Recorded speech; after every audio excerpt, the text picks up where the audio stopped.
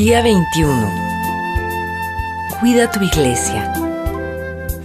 Esfuércense por mantener la unidad del Espíritu mediante el vínculo de la paz. Efesios, capítulo 4, versículo 3. Que el amor sea el árbitro de sus vidas, porque entonces la iglesia permanecerá unida en perfecta armonía. Colosenses, capítulo 3, versículo 14. Te toca a ti proteger la unidad de tu iglesia.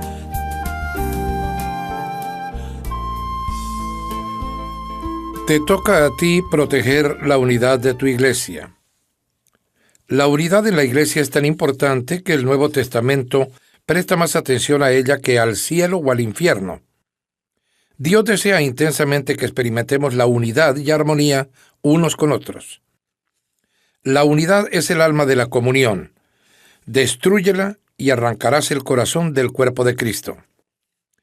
Es la esencia, el núcleo de cómo Dios quiere que experimentemos juntos la vida en su iglesia. Nuestro modelo supremo para la unidad es la Trinidad. Padre, Hijo y Espíritu Santo están completamente unificados como uno. Dios mismo es el ejemplo supremo del amor sacrificado, de la humilde consideración hacia los demás y de la armonía perfecta. Al igual que todo padre, nuestro Padre Celestial se regocija viendo cómo sus hijos se llevan bien entre sí. En los momentos finales antes de su arresto, Jesús oró apasionadamente por nuestra unidad. Esto era lo que predominaba en su mente durante esas horas de agonía, lo cual demuestra cuán importante es este asunto. Nada en la tierra es más valioso para Dios que su iglesia. Él pagó el precio más alto por ella y quiere que la protejamos, sobre todo del daño devastador que causan la división, el conflicto y la falta de armonía. Si formas parte de la familia de Dios, es tu responsabilidad proteger la unidad donde te congregas en comunión. Jesucristo te encomendó a hacer todo lo que esté a tu alcance para conservar la unidad, proteger la comunión, promover la armonía en la familia de su iglesia y entre todos los creyentes. La Biblia indica: esfuércense por mantener la unidad del Espíritu en el vínculo de la paz. ¿Cómo podemos hacerlo? La palabra de Dios nos da consejos prácticos. Enfoquémonos en lo que tenemos en común, no en las diferencias. Pablo nos dice: esforcémonos en promover todo lo que conduzca a la paz y a la mutua edificación. Como creyentes compartimos un Señor, un cuerpo, un propósito, un Padre, un Espíritu, una esperanza, una fe, un bautismo y un amor. Compartimos la misma salvación, la misma vida y el mismo futuro, factores mucho más relevantes que cualquier diferencia que pudiéramos enumerar. Estos son los asuntos en los que debemos enfocarnos, no en nuestras diferencias personales. Debemos recordar que fue Dios quien los escogió para darnos personalidades, trasfondos, razas y preferencias diferentes, de modo que podamos valorar y disfrutar esas diferencias, no meramente tolerarlas. Dios quiere unidad, no uniformidad, y por causa de la unidad nunca debemos permitir que las diferencias nos dividan. Debemos permanecer concentrados en lo que más importa: aprender a amarnos como Cristo nos amó y cumplir los 5 propósitos de Dios para cada uno de nosotros y para su iglesia. Por lo general, el conflicto es una señal de que estamos concentrándonos en asuntos menos importantes, lo que la Biblia llama discusiones necias. La división siempre surge cuando dirigimos la mirada hacia las personalidades, las preferencias, las interpretaciones, los estilos o los métodos. Pero si nos concentramos en amarnos y en cumplir los propósitos de Dios, el resultado es la armonía. Pablo rogaba que haya verdadera armonía para que no surjan divisiones en la iglesia. Les suplico que tengan la misma mente, que estén unidos en un mismo pensamiento y en un mismo propósito. Ser realista con respecto a tus expectativas. En cuanto descubrimos cómo Dios quiere que sea la verdadera comunión, Es fácil desanimarnos por la diferencia entre lo ideal y la realidad en nuestra iglesia. Sin embargo, debemos amar a la iglesia con pasión pese a sus imperfecciones. Anhelar lo ideal mientras criticamos lo real es señal de inmadurez. Por otro lado, si uno se conforma con la realidad sin esforzarse por alcanzar lo ideal, es señal de complacencia. La madurez consiste en vivir con esta tensión. Habrá creyentes que sí te defraudarán y te decepcionarán, pero eso no es ninguna excusa para no tener comunión con ellos. Ellos son tu familia, aun cuando no actúen como tal. Simplemente no puedes abandonarlos. En cambio, Dios nos dice: tengan paciencia unos con otros, siendo indulgentes con las fallas de los demás por su amor. Las personas se desilusionan con la iglesia por muchas razones entendibles. La lista podría ser bastante larga: conflictos, heridas, hipocresía, negligencia, mezquindad, legalismo y otros pecados.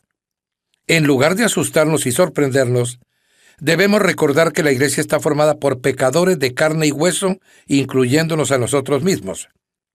Nos lastimamos unos a otros, a veces en forma intencional y otras veces sin mala intención, porque somos pecadores. Pero en vez de abandonar la iglesia, necesitamos quedarnos allí para resolver el asunto, si esto es de alguna manera posible. La reconciliación, no la evasión, es el camino a un carácter más fuerte y a una comunión más profunda.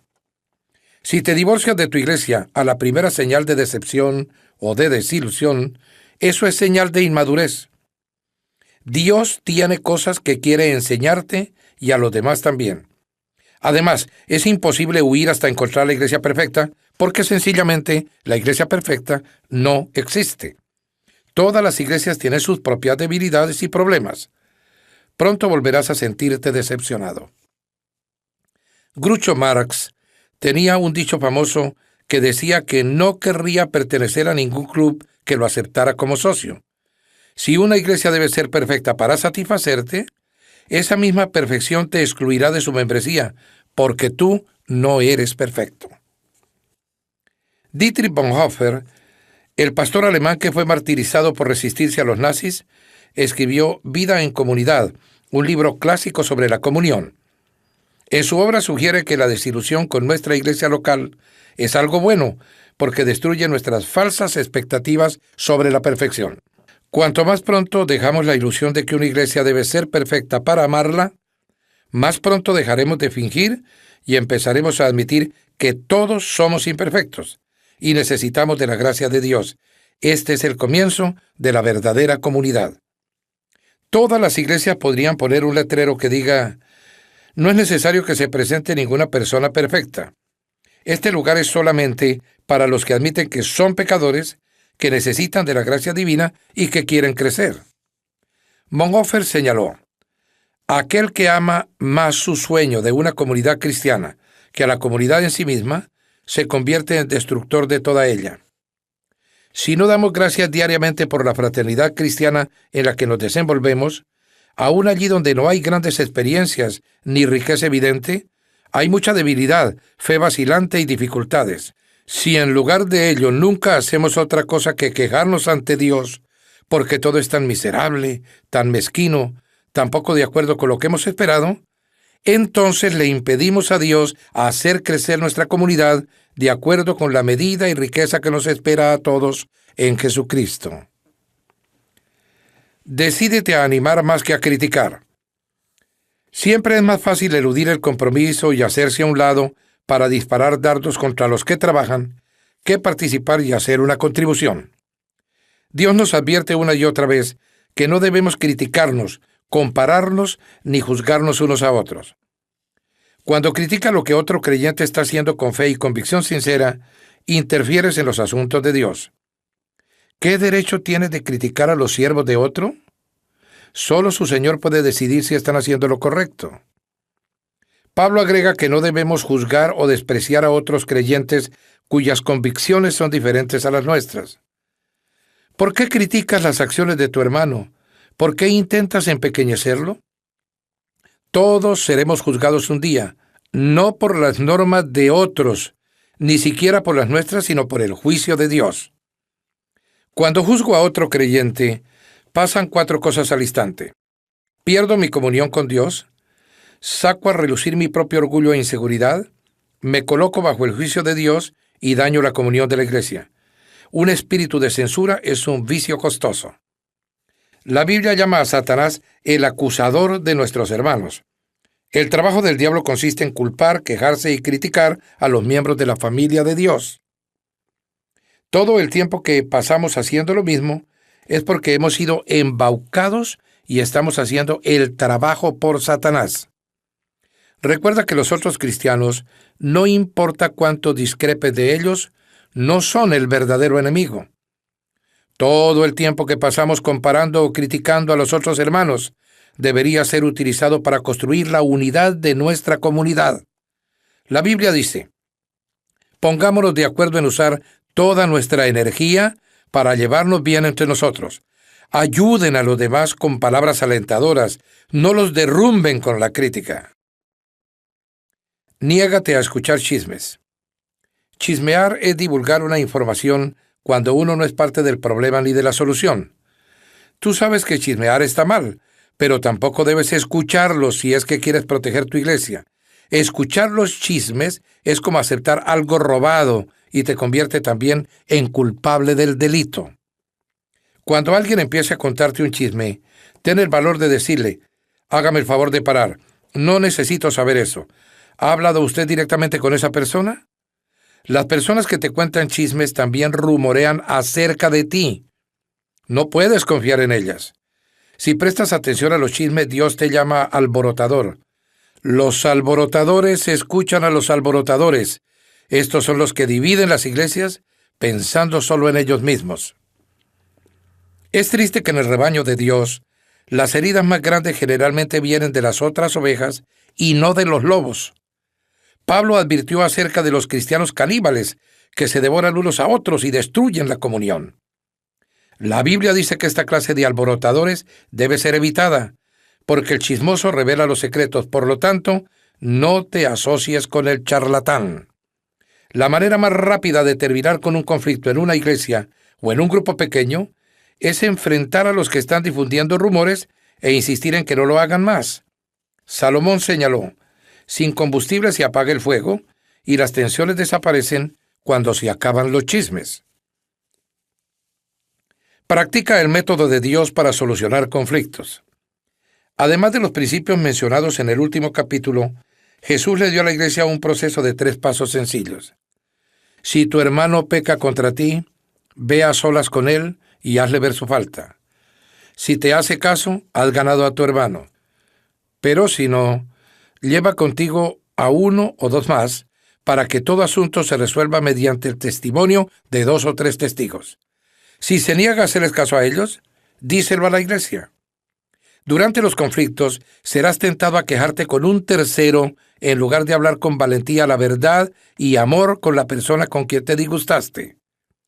Esto hace que el asunto se torne peor. En vez de eso, deberías ir directamente con la persona involucrada.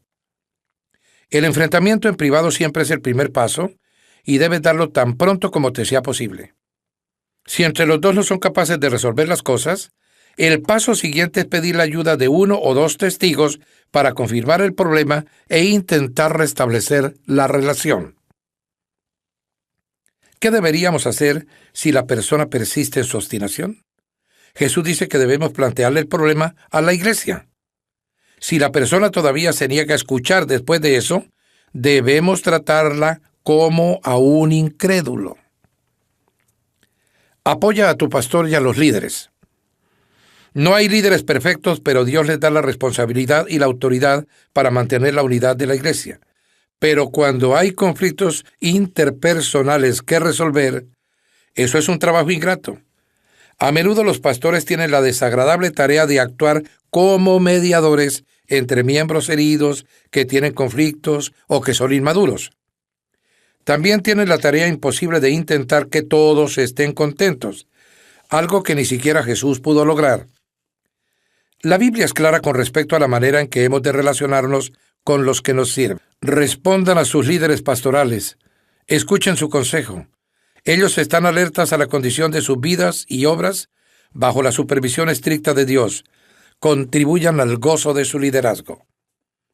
Un día los pastores estarán delante de Dios y rendirán cuenta de cuán bien velaron por ti. Ellos cuidan de ustedes como quienes tienen que rendir cuentas. Pero tú también eres responsable. Tú también tendrás que rendir cuentas a Dios de cuán bien los seguiste a ellos. La Biblia da a los pastores instrucciones muy específicas respecto a la manera en que deben tratar a las personas que causan divisiones en la comunidad. Ellos deben evitar las discusiones, enseñar con delicadeza a los que se oponen mientras oran para que cambien, advertir a los contenciosos, rogar porque haya armonía y unidad, reprender a los que son irrespetuosos con los líderes y destituir a los que causan divisiones en la iglesia si hacen caso omiso de 2 amonestaciones. Protegemos la comunión cuando honramos a los que nos sirven por medio del liderazgo. Los pastores y los ancianos necesitan nuestras oraciones, estímulo, aprecio y amor. Se nos ordena: honren a los líderes que trabajan tanto por ustedes, que han recibido la responsabilidad de exhortarlos y guiarlos en la obediencia. Cólmenlos de aprecio y amor. Te desafío a aceptar tu responsabilidad de proteger y promover la unidad de tu iglesia. Pon todo tu esfuerzo para lograrlo y así agradarás a Dios. No siempre será fácil.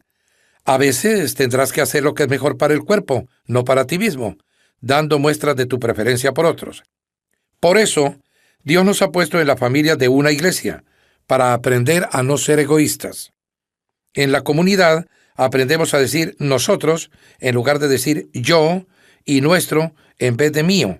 Dios nos dice: no piensen solo en su propio bien, piensen en los otros cristianos y en lo que es mejor para ellos. Dios bendice a las congregaciones que están unidas. En la iglesia de Saddleback, todos los miembros firman un pacto que incluye la promesa de proteger la unidad de la congregación. Como resultado, nunca ha tenido un conflicto que divida la comunión. Tan importante como lo anterior, dado que es una comunidad fraternal y unida, muchas personas quieren ser parte de ella. En los últimos 7 años, la iglesia ha bautizado a más de 9,100 creyentes nuevos. Cuando Dios tiene un puñado de creyentes bebés que quiere dar a luz, busca la iglesia incubadora más cálida que pueda encontrar. ¿Qué estás haciendo particularmente para hacer que la familia de tu iglesia sea más cálida y fraternal? Hay muchas personas en tu comunidad en busca de amor y un hogar donde sean aceptadas. La verdad es que todos necesitamos y queremos que nos amen. Y cuando las personas hallan una congregación donde los miembros se aman y se preocupan auténticamente los unos por los otros, habría que cerrar las puertas con llave para que no entren más. Pensando en mi propósito en el día 21. Punto de reflexión. Es mi responsabilidad proteger la unidad de mi iglesia. Versículo para recordar. Esforcémonos por promover todo lo que conduzca a la paz y a la mutua edificación. Romanos, capítulo 14, versículo 19. Pregunta para considerar. ¿Qué estoy haciendo particularmente para proteger la unidad de la familia de mi iglesia?